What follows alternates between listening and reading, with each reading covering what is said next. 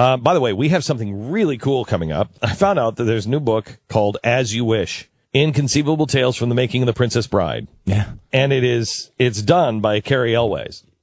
That's, what's his name? Wesley. Wesley. Mm-hmm. And so we called, and Wesley's going to be on with us in just a few minutes. And this book is fascinating. If you're a fan of The Princess Bride, we're all fans of The Princess Bride. If you're a fan of The Princess Bride, this is a great read.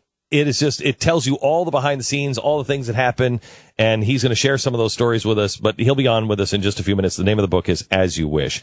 We are thrilled to have somebody on today that has a new book out called As You Wish. You know that phrase, if you're our kind of people. And when I say that, I mean, I don't care how you vote, what color you are, what you look like, what your income is, where you're from in the world. If you know the phrase As You Wish and it brings back fond memories, you're my kind of people. We have used this. I've used, do you like The Princess Bride when I was dating? If they said no, we're not going to get along. We have done this with friends, with writers, with everybody we know. This is perhaps the Wizard of Oz of our time. This is a magical movie that will last for generations and has become such a part of our culture. And Cary Elwes is the guy who played Wesley, who said, As You Wish. 25th anniversary of the movie came and went, and he decided, I've got to write some of the stories down. And he's put a new book out called As You Wish. And Cary is with us now. Hello, Cary. How are you? I'm well, Glenn. How are you, sir? I'm really good. I will tell you, I feel a little for you today because you must be sitting in your hotel room, wherever you are, thinking to yourself, good God, is my career over? I'm on the Glenn Beck program. I can't go any lower no, than not this. at all, sir. I'm happy to be on your show. Thank you. So, Cary, first of all, thank you for the joy that you have given me, my family, my children. Just recently, we watched The Princess Bride again. That was a magical movie, and I would imagine one that people look to try to make their entire life and don't usually get to make. But more importantly, thank you for appreciating the fact that you were in that and you're not shunning it and saying, I'm above that movie now. Oh, no, I'm beyond grateful to be a part of it. Honestly, I think I can speak for everyone involved with the film when I say we feel blessed to be a part of it. It's the film that made my career and gave me the life I lead today. So I'm eternally grateful. When you, and I've wondered this about the movie Moulin Rouge. Right. I don't know if you saw that, but Sure. Baz Luhrmann is a genius. Yes. And Rob Reiner is a genius. And yes. I think those are probably the only two that could make actors stand in a room and say, okay, I'm going to have you way out of you're going to be dancing in an elephant in Moulin Rouge, or you're going to be wrestling with giants of rodents of unusual size. Yes. And feel comfortable. Was there any time on the set that you thought, this is either going to be magic or a disaster? There was one moment when the little fellow who was playing the rodent of unusual size that I was supposed to wrestle with didn't show up to work.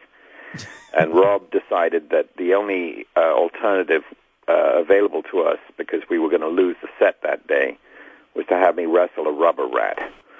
And that I had some I had some moments there while Rob was directing me on how to make the rubber rat seem more realistic. I was definitely going to myself, and I wonder if this is going to sell.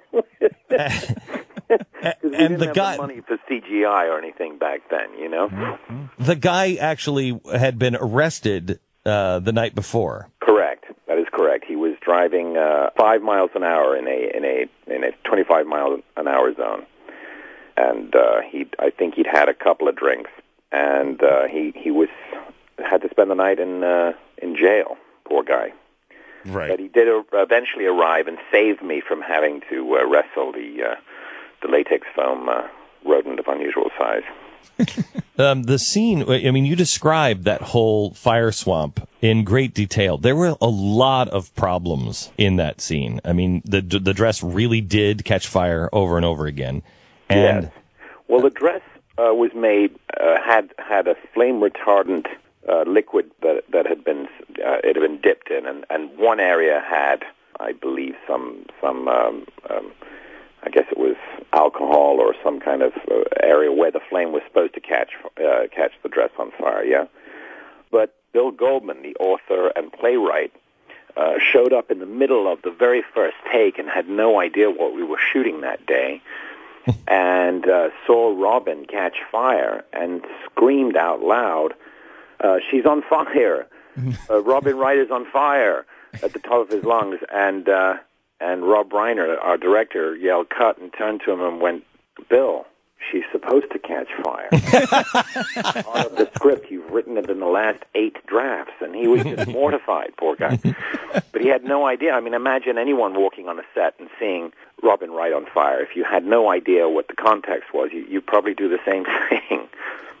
Right, I would say pretty much anyone on fire, but Robin Wright, I mean, and Robin Wright, let's be honest, is typically on fire, if you know what I mean.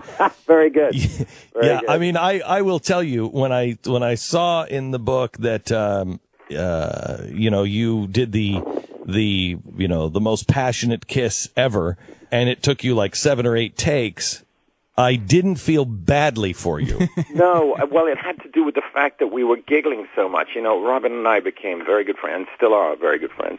And, it's weird kissing your best friend. Rob got a little frustrated with us because, obviously, Wesley and Buttercup were not supposed to be giggling while they were engaging in a passionate embrace, but we got it in the end. So, yeah. Can you tell me about? And I'm trying to remember the name of the actor. He's a great actor too. So I apologize. The inconceivable guy. Oh, Wally Shawn. Okay. Yeah. So I love that guy. Great. He's brilliant and brilliant in it. I mean, even reading the book, The Princess Bride, which if you haven't read the book, it reads it's just brilliant. It reads just like the movie. But he played that role so perfectly. But you say that he broke out in hives because he was so convinced he was going to be cut. Not just cut, but replaced.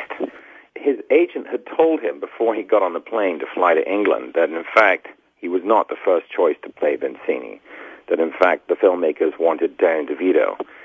And he was convinced that he was merely standing in while waiting for Mr. DeVito to become available.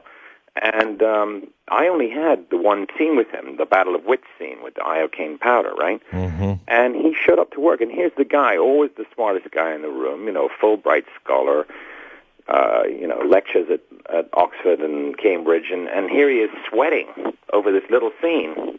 And I didn't know at the time what it was about, but I found out from writing this book that he was convinced that his ticket had already been booked